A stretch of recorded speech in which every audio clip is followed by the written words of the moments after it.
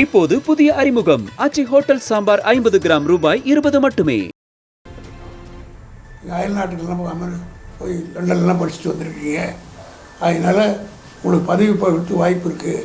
ஆனால் இந்த நேர்த்திக்கடனை பண்ணால் கிடைக்கும்னு யாராவது சொல்லியிருப்பாங்கன்னு நினைக்கிறேன். அதனால தான் பாஜக இருக்கிறவர்களே இந்த போராட்டத்தினுடைய முறையை ஏற்றுக்கொள்வார்களா என்பது எனக்கு தெரியவில்லை. அப்படி பண்ணுன்னா முதல்ல பொள்ளாச்சியில் நடக்கும்போது ஏன் ஒரு சவுக்கு இல்லையா? அப்போது சவுக்கு கிடைக்கலையா அவருக்கு? பொள்ளாச்சியில் நடந்த கொடுமை கதற குழந்தைங்கள்லாம் அழுதுது. அண்ணா என்னை விட்டுரு, அண்ணா ஒன்று என்னை விட்டுடுன்னு சொல்லி எல்லாத்தையும் ஊடகங்கள் தான் வந்தது. அப்பொழுதெல்லாம் அண்ணாமலை எங்கே போயிருந்தார்? இந்த சம்பவத்தை நாங்கள் நியாயப்படுத்தவில்லை, ஆதரிக்கவில்லை. இது வன்மையாக கண்டிக்கக்கூடிய ஒரு சம்பவம் தான், துரதிருஷ்டவசமானது. ஆனால் காவல்துறை அதாவது யூனிவர்சிட்டிக்குள்ளே என்ட்ரு ஆகுதுன்னா கூட வைஸ் சான்சலரோட பழமெல்லாம் போக முடியாது. அது மட்டும் இல்லை, ரவுண்ட் தி கிளாக் அங்கே செக்யூரிட்டி இருப்பாங்க முன்னெல்லாம். ஏன்னா பெரிய கேம்பஸ். நீங்கள் வேண்டுமானால் இது குறித்து ஊடகங்களை நான் பணிவோடு கேட்டுக்கொள்வது, யூனிவர்சிட்டியினுடைய நிர்வாகம் எப்படி நடக்கும்னு பேட்டி நீங்கள் எடுத்து போட்டிங்கன்னா மக்களுக்கு அவேர்னஸ் தரும். நிறைய செக்யூரிட்டி இருக்கணும். காரணம் என்னென்னா, உமன்ஸ் ஹாஸ்டல் இருக்குது, லேடிஸ் ஹாஸ்டல் இருக்குது, ஸ்டாஃப் குவார்ட்டர்ஸ் இருக்குது, இவ்வளோ இருக்குது. அப்துல் கலாமே ஒரு காலத்தில் அங்கே தான் தங்கியிருந்தார். அந்த அளவுக்கு இருக்கக்கூடியவர்கள் செக்யூரிட்டிலாம் இருக்கும்.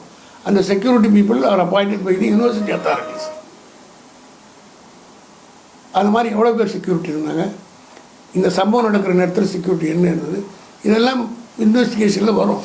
அவசரப்பட்டு வேணால் காவல்துறை மீது உடனடியாக கேள்விப்பட்டவுடன் காவல்துறை, சென்னை மாநகரத்துடைய காவல் ஆணையர் உடனடியாக நடவடிக்கை எடுத்து உடனடியாக அவர் வந்த பிறகு இப்படி நடவடிக்கை எடுத்து அப்படி தான் ஆம்ஸ்ட்ராங் விவகாரத்தை பெருசாக்கினாங்க. இன்றைக்கி வெளிச்சமாக போட்டு காட்டிட்டாரு கமிஷனர் இந்த இன்வெஸ்டிகேஷனாக வச்சு. அதே போல் இந்த நிகழ்ச்சியை இப்போ தான் நடந்திருக்கு. உடனடியாக ஃபஸ்ட்டு யாரும் கோரிக்கை வச்சு கைது செய்யும் போராட்டம் நடத்தலை. பொள்ளாச்சிக்காக போராட்டம் நடத்தினாங்க. அப்போ கூட யாரும் ஒன்றும் எடப்பாடி நடவடிக்கை எடுக்கலை.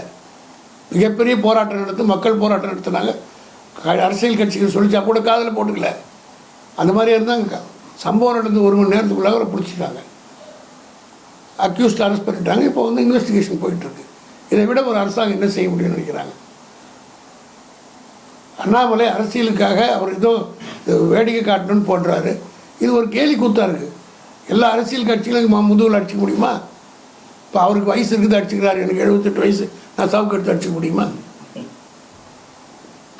அவருக்கு ஏதோ சொல்லியிருப்பாங்க, நீங்கள் போய் எக்ஸசைஸ் பண்ணிங்கன்னா ஏதோ அது கிண்டலாக இருக்குது.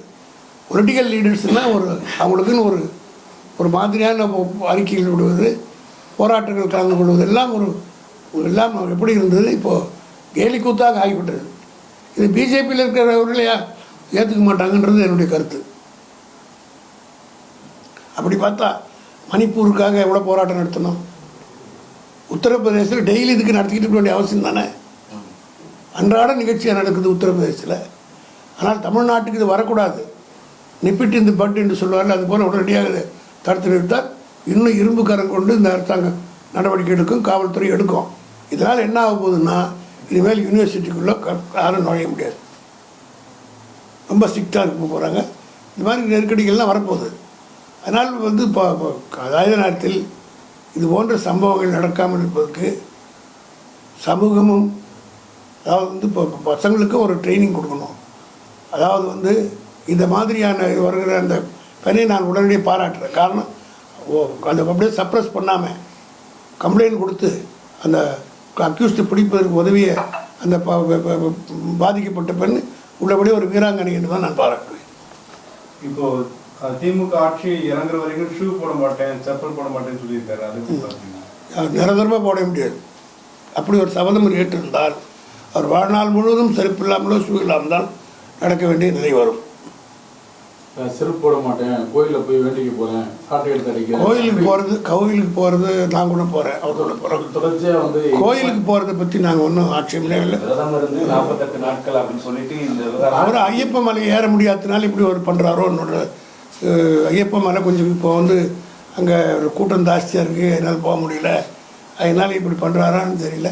அது அவருடைய விருப்பம். அவர் பலவிதமானக்கும் அவர் உயிரோடு இருக்கிற வீராசாமி செத்து விட்டாருன்னு சொல்லுவார். இந்த மாதிரி வேடிக்கையெல்லாம் நிறைய பண்ணுவார் அவர். ஆனால் அந்த வேடிக்கையில் இதுவும் ஒன்றுன்னு நம்ம எடுத்துக்க வேண்டியது தான்.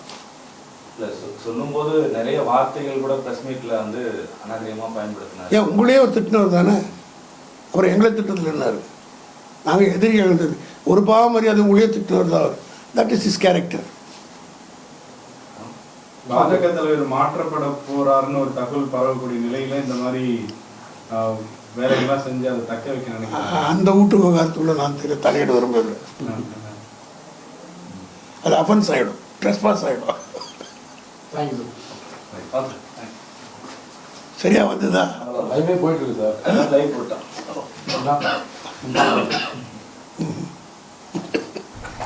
திமுக அமைப்பு செயலாளர் RS பாரதி செய்தியாளரை சந்தித்த காட்சிகளை பார்த்து விவரங்களை பின்வரும் செய்தி தொகுப்பில் பார்க்கலாம்.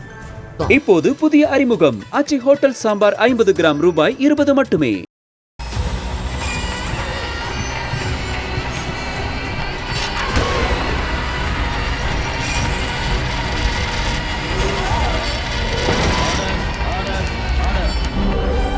நிகழ்தகவு குற்றங்களின் மறுபரிமாணம் நாள்தோறும் இரவு 10 மணிக்கு இணைந்திருங்கள் நமது நியூஸ் தமிழ் தொலைக்காட்சியோடு.